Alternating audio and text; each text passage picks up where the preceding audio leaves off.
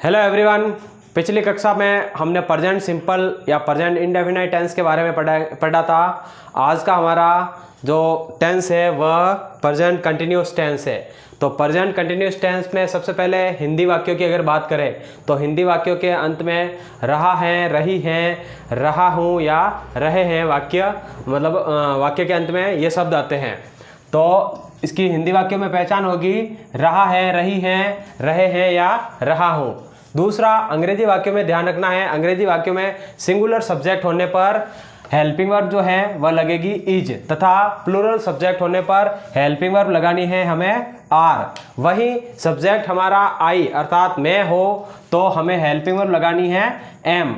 अर्थात present continuous tense में helping verb लग जाएगी is are am. Singular subject के लिए इज, प्लूरल सब्जेक्ट के लिए आर और सब्जेक्ट आई अथवा मैं है तो हेल्पिंग वर्ब एम लगेगी तथा इसके साथ वर्ब की फर्स्ट फॉर्म के साथ आईएनजी लगेगा। वर्ब की फर्स्ट फॉर्म के साथ आईएनजी लगेगा, इस बात का ध्यान रखना है।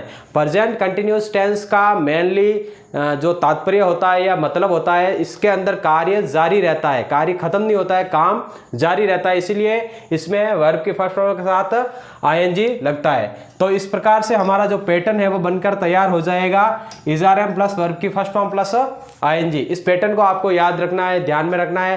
प्रेजेंट सिंपल का हमने पैटर्न पढ़ा था कि अफर्मेटिव सेंटेंस में सिंगुलर सब्जेक्ट होने पर वर्ब की फर्स्ट फॉर्म के साथ एस, एस या आई एस लगाते हैं। वहीं अफर्मेटिव सेंटेंस में प्लूरल सब्जेक्ट या आई होने पर सिर्फ वर्ब की फर्स्ट फॉर्म लगाते हैं। तथा नेगेटिव और इंट्रोगेटिव सेंटेंस में हमने पढ़ा था कि सिंगुलर सब्जेक्ट होने पर डज हेल्पिंग वर्ब तथा प्लूरल या आई सब्जेक्ट होने पर डू हेल्पिंग वर्ब के साथ में वर्ब की फर्स्ट फॉर्म लगाते हैं। ये पैटर्न हमने प्रेजेंट सिंपल में पढ़ा था या प्रेजेंट इंडेफिनिट में पढ़ा था और इसके अंदर हमें इस पैटर्न को दिमाग में रखना है कि प्रेजेंट कंटिन्यूअस टेंस के अंदर पैटर्न हो जाएगा is are am plus verb की फर्स्ट फॉर्म प्लस आईएनजी। अब इसके एडवर्ब्स या जो कीवर्ड्स है प्रेजेंट कंटिन्यूअस में, तो हम इन कीवर्ड्स को याद रखेंगे जैसे still, in the present time, eight this time, eight this moment, nowadays, these days, this, now, today, at present। ये सारी जो एडवर्ब्स होती है यह आपको प्रेजेंट कंटिन्यूअस टेंस बताती है। जब भी वाक्य में इस प्रकार की एडवर्ब्स आए तो वह वाक्य कौन से टेंस का हो जाएगा? प्रेजेंट कंटिन्यूअस टेंस का। अब कुछ वाक्य है जिनका ट्रांसलेशन हम करते हैं। जैसे पहला वाक्य लिखा हुआ है मोहन पत्र लिख रहा है। वाक्य के अंत में आ गया रहा है और वाक्य है हमारा अफर्मेटिव। अफर्मेटिव में सबसे पहले सब्जेक्ट आता है तो हम लगा देंगे सब्जेक्ट हमारा है मोहन। 2 नंबर पे helping verb. Helping verb according to tense, tense और कर्ता के अनुसार हेल्पिंग वर्ब लगाएंगे। टेंस प्रेजेंट कंटिन्यूस है और कर्ता हमारा सिंगुलर है तो सिंगुलर कर्ता में प्रेजेंट कंटिन्यूस में इज हेल्पिंग वर्ब लगती है मोहन इज। फिर आ जाएगी हमारी वर्ब। वर्ब है लिखना, लिखना को इंग्लिश में कहते हैं राइट, राइट के साथ में आ जाएगा आईएनजी, मतलब वर्ब के फर्स्ट के साथ में लगा देंगे हम आईएनजी। तो मोहन इज राइटिंग, क्या लिख रहा है? लेटर। ये हमारा वाक्य, इसका ट्रांसलेशन हो गया। अगला वाक्य वे मैदान में दौड़ रहे हैं, तो इसमें रहे हैं आ गया वाक्य के अंत में, तो ये भी प्रेजेंट कंटिन्यूअस टेंस का वाक्य है और इसके अंदर सब्जेक्ट हमारा प्लूरल। तो सबसे पहले तो सब्जेक्ट दे है तो प्लूरल है ये और इसके अकॉर्डिंग हेल्पिंग वर्ब लग जाएगी आर। फिर वर्ब है दौड़ना, दौड़ना की वर्ब होती है रनिंग, मतलब रन, रन के साथ में आईएनजी लगा दिया। कहाँ दौड़ रहे हैं? In the ground. ये हमारा इसका ट्रांसलेशन हो गया। अगला वाक्य है मैं पुस्तक नहीं पढ़ रहा हूं, तो इस वाक्य के अंदर देखो नहीं आ गया, ये वाक्य हो गया नेगेटिव और नेगेटिव वाक्य का फॉर्मूला होता है subject plus helping verb plus not plus verb plus object plus other. तो सबसे पहले हमारा आ जाएगा सब्जेक्ट आई। अब प्रेजेंट कंटिन्यूअस में सब्जेक्ट आई होने पर मैंने बताया आपको हेल्पिंग वर्ब क्या लगानी है? एम। तो यहां पर हम लगा देंगे हेल्पिंग वर्ब के स्थान पर एम। फिर आ जाएगा not, subject plus helping verb plus not plus verb. Verb है यहां पर रीड और उसके साथ में लगा देंगे वर्ब के फर्स्ट फॉर्म के साथ में आईएनजी। तो I am not reading book, ये इसका भी ट्रांसलेशन हो गया। अब यहाँ पे अगला वाक्य है तुम कहाँ जा रहे हो। यहाँ पर प्रश्न पूछा गया और वह भी जो है इंट्रोगेटिव वर्ड्स है। यहाँ पे ये क्या है? जो इंट्रोगेटिव वर्ड्स है। जब कोई भी ऐसा इंट्रोगेटिव वर्ड्स आते हैं तो वह वाक्य जो है वह ओपन एंडेड टाइप का सेंटेंस होता है, इंट्रोगेटिव। तो ओपन एंडेड जो सेंटेंस है उसका फॉर्मूला हो जाएगा, सबसे पहले WH वर्ड आएगा, WH word plus helping verb plus verb plus WH word plus helping verb plus subject plus verb plus object plus question mark. तो सबसे पहले WH वर्ड आएगा, WH वर्ड आपका है वेयर, कहाँ को इंग्लिश में वेयर कह देंगे। फिर आएगा हेल्पिंग वर्ब टेंस और सब्जेक्ट के अनुसार आर आ जाएगी, क्योंकि टेंस है प्रेजेंट कंटिन्यूस और प्रेजेंट कंटिन्यूस में सब्जेक्ट हमारा यू है जो प्लूरल होता है।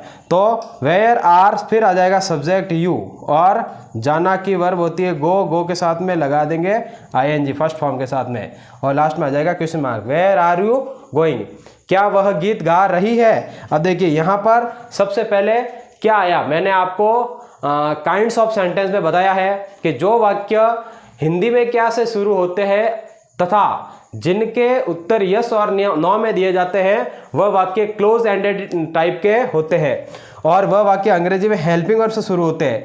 तो अब यहाँ पर रही है प्रेजेंट कंटिन्यूस हो गया, प्रेजेंट कंटिन्यूस में हेल्पिंग वर्ब आ जाएगी इज। सबसे पहले इज, बहुत से बच्चे क्या करते हैं इसमें, क्या सबसे पहले देख लिया तो यहाँ पर क्या कर लेते हैं, व्हाट लगा देते हैं, जो गलत होता है। यहाँ पर क्या सबसे पहले आ गया, मतलब ये वाक्य हेल्पिंग वर्ब से शुरू होगा, ये टेंस की हेल्पिंग वर्ब है, इज लग गई।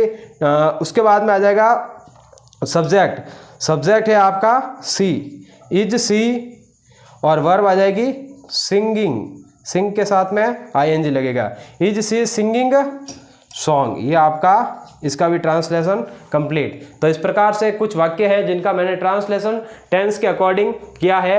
अब यहाँ पर 2-4 वाक्य है करेक्ट फॉर्म ऑफ वर्ब के, जो किस प्रकार से पढ़ते हैं देखते हैं।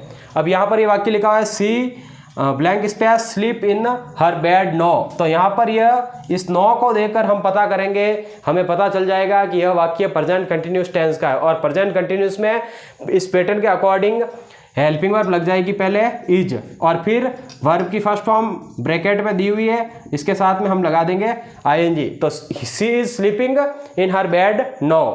अगला वाक्य है he was close at this time.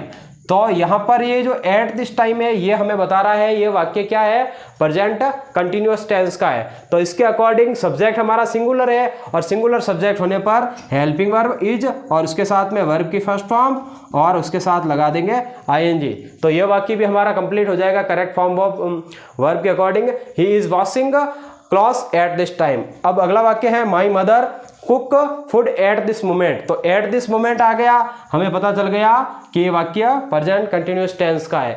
इसके अकॉर्डिंग हम क्या करेंगे, माई मदर, यहाँ पर देख लीजिए ये भी सब्जेक्ट हमारा कैसा है, सिंगुलर, तो यहाँ पर हम लगा देंगे इज, फिर वर्ब की फर्स्ट फॉर्म कुक, उसके साथ में लगा देंगे ING। तो my mother is cooking food at this moment. अगला वाक्य है he earn a lot of money nowadays. तो नाउअडेज जो होता है वह भी क्या है, प्रेजेंट कंटिन्यूअस को शो कर रहा है। इसके अकॉर्डिंग हम क्या कर देंगे, ही के साथ में इज हेल्पिंग में लगा देंगे, और वर्ब की फर्स्ट फॉर्म अर्न है, उसके साथ में ING लगा देंगे। इस प्रकार से हमने इन सभी वाक्यों के अंदर जो करेक्ट फॉर्म ऑफ वर्ब है वह किसको देखकर भरी, जो एडवर्ब है उसके अकॉर्डिंग। तो ये एक प्रेजेंट कंटिन्यूस के बारे में सामान्य जानकारी थी। इसमें आपको मेनली एक तो पैटर्न दिमाग में रखना होता है, और बोर्ड एग्जाम में इन एडवर्ब को विशेष याद कर ले, ताकि एडवर्ब के अकॉर्डिंग आप करेक्ट फॉर्म ऑफ वर्ब भर सको। आशा है कि आपको मेरे द्वारा पढ़ाया गया ये जो प्रेजेंट कंटिन्यूस का ब्रीफ इंट्रोडक्शन है वह अच्छे से समझ में आया होगा। यदि आपको ये वीडियो अच्छा लगा हो तो इस क्लास को ज़्यादा से ज़्यादा शेयर कीजिए, मेरे चैनल को सब्सक्राइब कीजिए। बहुत बहुत धन्यवाद।